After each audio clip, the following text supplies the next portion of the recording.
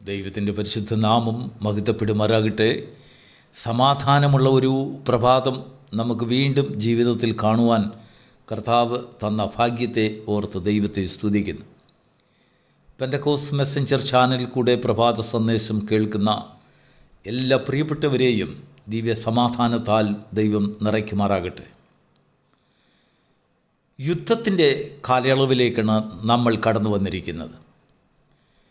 മൊബൈലിൽ കൂടെയും ടെലിവിഷനിൽ കൂടെയും മറ്റു മാധ്യമങ്ങളിൽ കൂടെയും ഒക്കെ ആ യുദ്ധസ്ഥലങ്ങളെ ഒക്കെ ഒന്ന് വീക്ഷിക്കുമ്പോൾ നമുക്കൊരു കാഴ്ച വളരെ ദയ തോന്നിക്കുന്നതായ, സങ്കടം തോന്നിക്കുന്ന ഒരു കാഴ്ച കാണും. ഇരു കൂട്ടത്തിലും യുദ്ധത്തിൽ ഏർപ്പെട്ടിരിക്കുന്ന ഇരു രാജ്യങ്ങളുടെയും ഉറപ്പുള്ള കെട്ടിടങ്ങൾ തകർന്നു പോകുന്നു.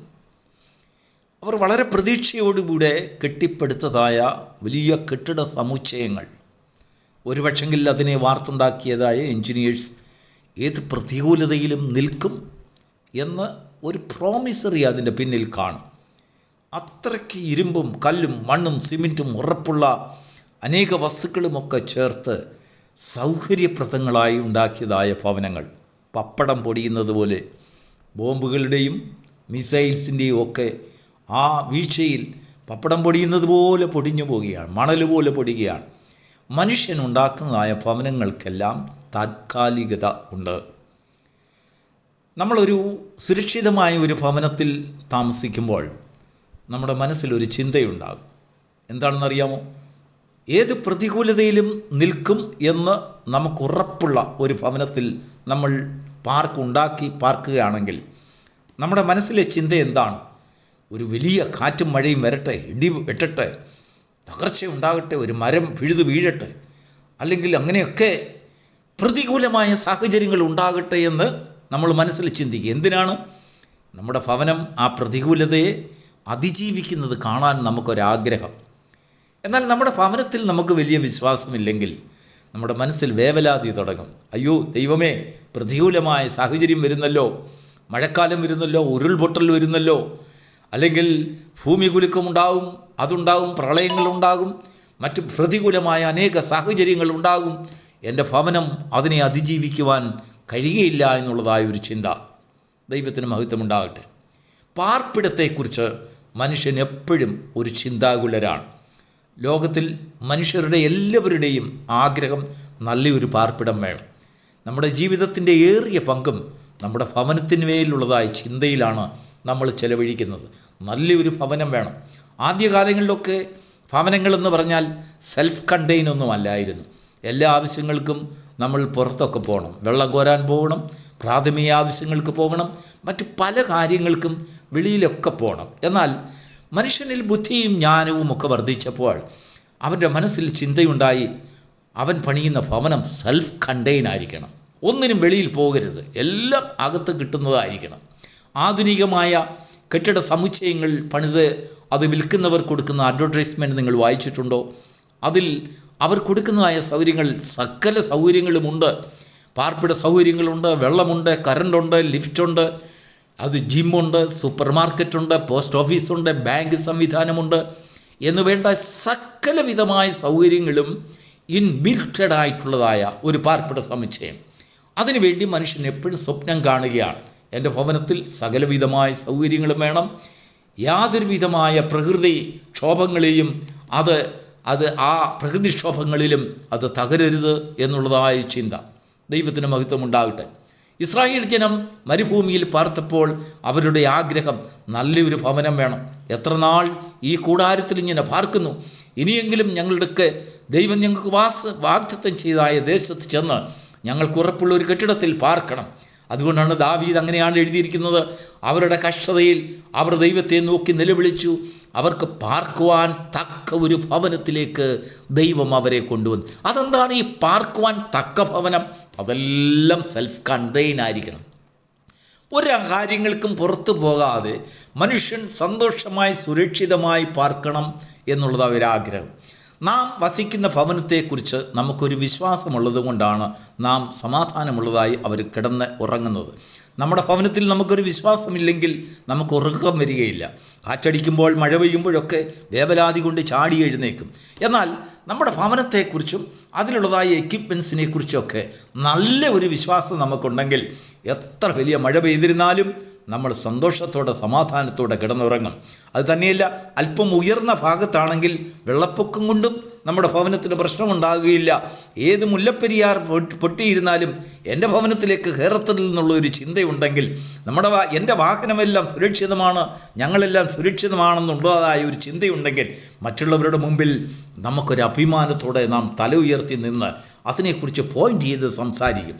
ദൈവത്തിന് മഹത്വമുണ്ടാകട്ടെ.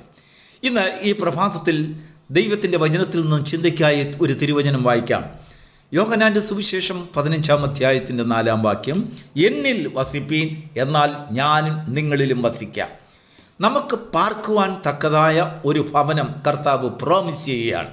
അതിനു മുമ്പ് കർത്താവ് ഈ ലോകം വിട്ട് സ്വർഗാരോഹണം ചെയ്യുന്നതിന് മുമ്പ് നമ്മോട് പറയുകയുണ്ടായി, എൻ്റെ പിതാവിൻ്റെ ഭവനത്തിൽ അനേക വാസസ്ഥലങ്ങളുണ്ട്, എന്നാൽ ഞാൻ നിങ്ങൾക്കൊരു സ്ഥലമൊരുക്കുവാൻ പോകുന്നു. ഒരുപക്ഷെങ്കിൽ നമ്മൾ ആ വചനത്തെ എടുക്കുന്നതൊക്കെ ഭാവിയിൽ കർത്താവ് കൊണ്ടുവരുവാൻ പോകുന്നതായ സ്വർഗരാജ്യത്തെ ഉപമപ്പെടുത്തിയായിരിക്കാം നമ്മൾ വിശ്വസിക്കുന്നത്.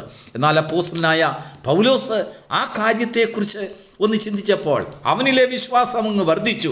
ആ വിശ്വാസം വർദ്ധിച്ചതുകൊണ്ട് വിശ്വാസത്തോടുകൂടെ പൗലോസ് എഫേസ്യ സഭയ്ക്ക് എഴുതുകയാണ്, അവൻ നമ്മെ ഉയർത്തെഴുന്നേൽപ്പിച്ച് സ്വർഗരാജ്യത്തിൽ ഇരുത്തിയിരിക്കുന്നു എന്ന് പറഞ്ഞാൽ മേഘങ്ങളിലോ മണലാരണ്യത്തിലോ വെളിമ്പ്രദേശത്തിലോ കൊണ്ട് ഇരുത്തിയിരിക്കുകയാണോ? അല്ല, പാർക്കുവാൻ തക്ക ഒരു കെട്ടിടം നമ്മൾ വിശ്വാസത്താൽ സ്വർഗരാജ്യത്തിൽ കാണുന്നു എന്ന് പറഞ്ഞാൽ നമ്മുടെ ഹൃദയത്തിൽ സ്വർഗരാജ്യം കടന്നു വന്നിട്ടാണ് ആ വാക്ക് നാം ഉച്ചരിക്കുവാൻ, ആ ഒരു അനുഭവം നമ്മുടെ ഹൃദയത്തിലേക്ക് കടന്നു വരുവാൻ ഇടയാകുന്നത്.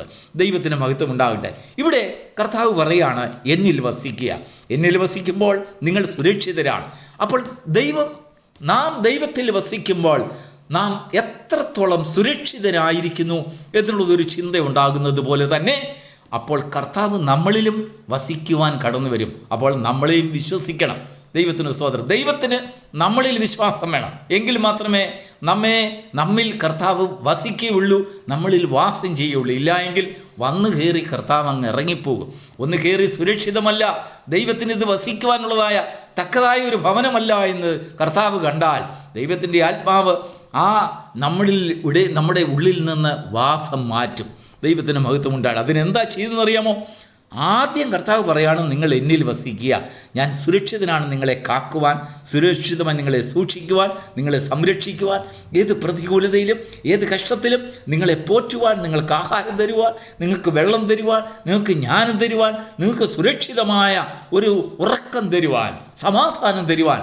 എന്നിലെ വാസം സുരക്ഷിതമാണ്, അല്ലെങ്കിൽ യോഗ്യമാണ്, തക്കതായിട്ടുള്ളതാണെന്ന് നീ എപ്പോഴനുഭവിച്ചറിയുന്നുണ്ടോ അപ്പോഴാണ് ഈ അരുമനാഥൻ നമ്മുടെ ഉള്ളിൽ വാസം ചെയ്യുന്നത്. അങ്ങനെ കർത്താവിനെ നമ്മൾ വിശ്വസിച്ചിട്ട് അവനിൽ വാസം ചെയ്യുമ്പോൾ, കർത്താവ് നമ്മുടെ ഉള്ളിൽ വരുമ്പോൾ കർത്താവിന് നമ്മെയും വിശ്വസിക്കാനിടയാകണം. ദൈവം നമ്മെ വിശ്വസിക്കണമെങ്കിൽ നാം നമ്മളെ തന്നെ വിശ്വസിക്കണം. അതെങ്ങനെയാണ് നമ്മെ തന്നെ വിശ്വസിക്കുന്നത്? നാം ദൈവത്തിനായിട്ട് ഒരുക്കിയിരിക്കുന്ന ഭവനം ദൈവത്തിന് ഒതുക്കം അല്ലെങ്കിൽ മരുക്കമുള്ളതാണ്. ദൈവത്തിന് അവിടെ സ്ഥിരമായി വസിക്കാൻ ഉപദ്രവം ഒന്നും ഉണ്ടാകില്ല. ദൈവത്തെ പരിഹസിക്കത്തില്ല, ദൈവത്തെ ആക്ഷേപിക്കത്തില്ല, ദൈവത്തെ ഇറക്കിവിടത്തില്ല. ഏത് പ്രതികൂലതയിലും ദൈവത്തെ നമ്മൾ ഉള്ളിൽ സൂക്ഷിക്കും, നമ്മളതിന് പരിരക്ഷ കൊടുക്കും. ഒരു വലിയൊരു കുട പോലെ ദൈവത്തെ നാം നമ്മുടെ ഹൃദയത്തിൽ സൂക്ഷിക്കുമെന്നുള്ളൊരു വിശ്വാസം ദൈവത്തിനും ഉണ്ടായെങ്കിൽ മാത്രമേ ദൈവം നമ്മളിൽ വസിക്കുകയുള്ളൂ. നമ്മൾ ആ വിശ്വാസത്തോടു കൂടിയാണ് ദൈവത്തിൽ വസിക്കേണ്ടത്. ദൈവത്തിന് സ്തോത്രം. കർത്താവ് പറയുന്നു, എന്നിൽ വസിപ്പീൻ, ഞാൻ നിങ്ങളിലും വസിക്കാം. നന്മയും സ്തുതിയും മഹത്വവും എല്ലാം ദൈവത്തിന് നമ്മളിൽ നിന്ന് ലഭിക്കുവാൻ അത് കാരണമായി തീരണം. ഈ പ്രഭാതത്തിൽ ദൈവത്തിൻ്റെ വചനം നമ്മോട് പറയുന്നത്, നാം ദൈവത്തിൽ വിശ്വസിക്കുന്നത് പോലെ ദൈവവും നമ്മളെ വിശ്വസിക്കണം. ദൈവം നമ്മെ വിശ്വസിക്കണമെങ്കിൽ നാം നമ്മളെ തന്നെ വിശ്വസിക്കണം.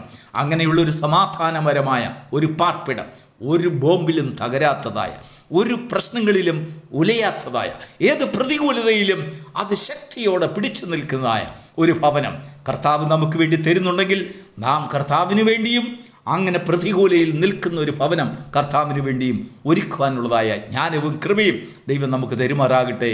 ദിവ്യ സമാധാനത്താൽ ഈ കാലയളവിൽ ദൈവം നമ്മുടെ പ്രത്യാശയെ വർദ്ധിപ്പിക്കുമാറാകട്ടെ. God bless.